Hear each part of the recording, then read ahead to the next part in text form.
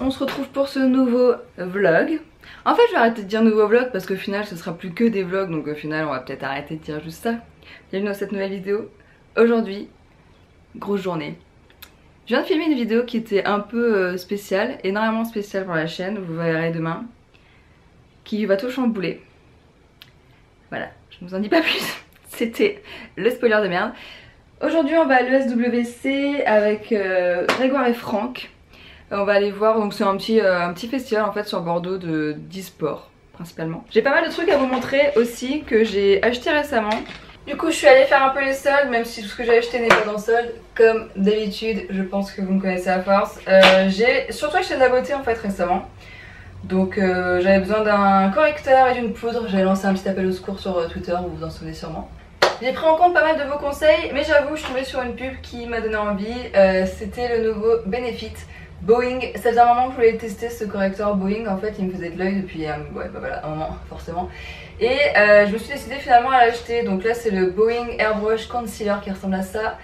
Il est vraiment bien, ça fait un moment que j'utilise. Alors par contre c'est les correcteurs en peau, du coup ça devient crade assez vite. Vous avez pas mal de genre poils de pinceau et poils d'Ivic dans mon cas puisqu'elle en fout partout. Et du coup je suis restée sur ma lancée avec Benefit et j'ai pris cette fois la poudre. Donc c'est la Hello Flawless qui ressemble à ça. Donc c'est une poudre basique hein. Moi j'ai la teinte numéro, je sais pas, il n'y a pas de numéro en fait, c'est la champagne. D'ailleurs celle-ci c'est le numéro 2. Il n'y a que 3 teintes chez Benefit par contre en correcteur, donc c'est un peu compliqué de trouver sa teinte, mais celle-ci me convient parfaitement. Et sur cette poudre en fait ce qui est bien c'est qu'elle est vachement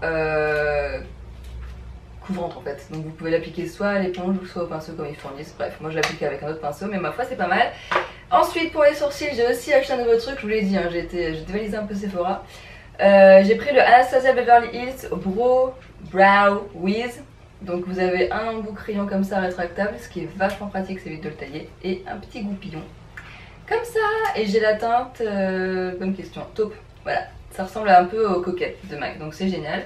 Et en parlant de MAC, bah du coup j'y suis allée aussi. J'ai été très... Voilà, j'en fous partout. J'ai été très curieuse de découvrir en fait le rouge à lèvres de Marie.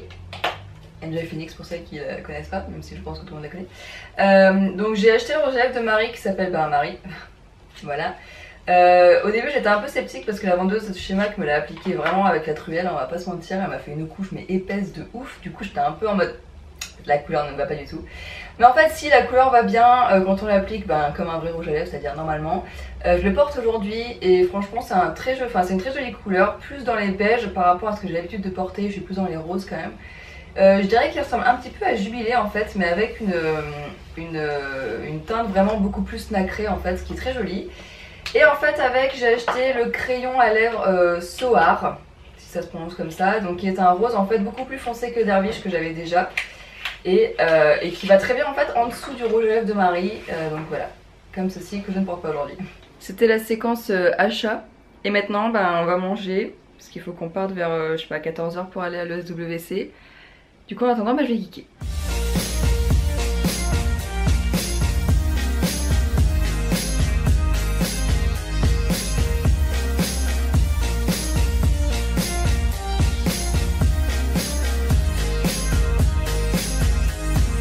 Bon, Grégoire a pris le relais pendant que moi je mange pizza à Assassin's Creed Brotherhood. Nous avons été rejoints par un invité spécial. Oh, spécial à force, je crois qu'il commence à me connaître. Vous connaissez Franck, geek etc. Allez voir sa chaîne. Abonne-toi. Abonne-toi. On est en route, on va se mettre en route pour aller à l'ESWC. Franck, vas-y, parle-nous un peu de l'ESWC, qu'est-ce que c'est? C'est les finales, c'est un tournoi e-sport en fait sur League of Legends, Street Fighter 5 et Clash of Clans. Ouais, donc je me suis trompée, j'allais dire que c'était un festival, mais c'est pas du tout ça. Non, c'est vraiment une compétition, une compétition e-sport. Et là c'est les finales à Bordeaux cette année. Je sais pas pourquoi à Bordeaux, mais... Parce qu'on est la meilleure ville de France apparemment. Bah non, pas apparemment. C'est sûr. Donc on vous donne rendez-vous à l'ESWC, attention, téléportation. Et voilà, comme je vous l'avais dit, nous sommes à l'ESWC. Enfin on va rentrer en tout cas au Palais des Congrès. On vous montre tout ça.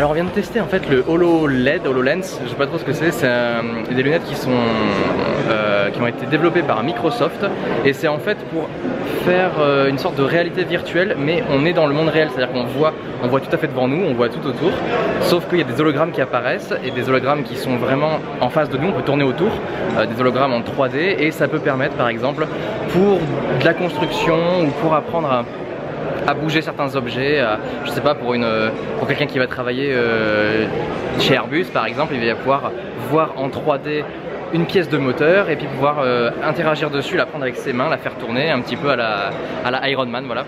Donc on vient de tester ça, c'était plutôt pas mal.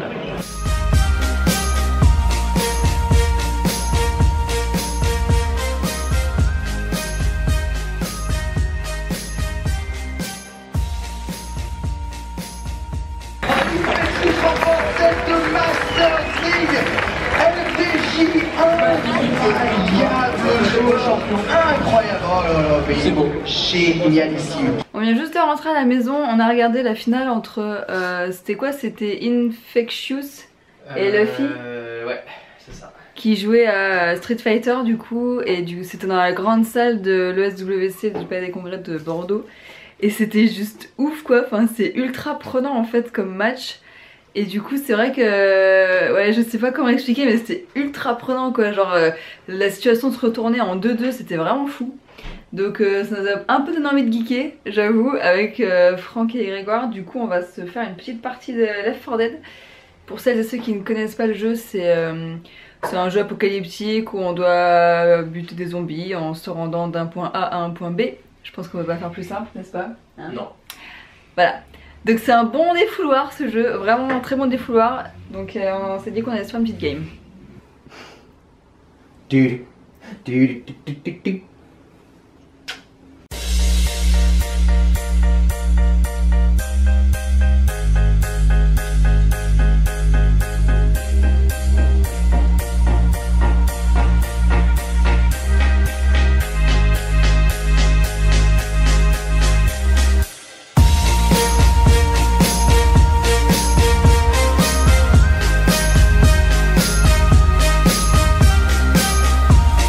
Bon on vient de finir de geeker et du coup on va faire à manger là parce que bah, on a la dalle. Donc ce soir ce sera pâte au saumon et je suis en train de négocier fortement pour avoir un McFlurry. Donc pour que nous allions au McDo. N'est-ce pas les gars? Non. Le McDo? Non. Pour avoir un McFlurry. Mon compte en banque il aime pas le McFlurry. Il a dit. Du coup on fait des pâtes au saumon. Et donc je vais essayer de m'inspirer du niveau des joueurs qu'on a vu cet après.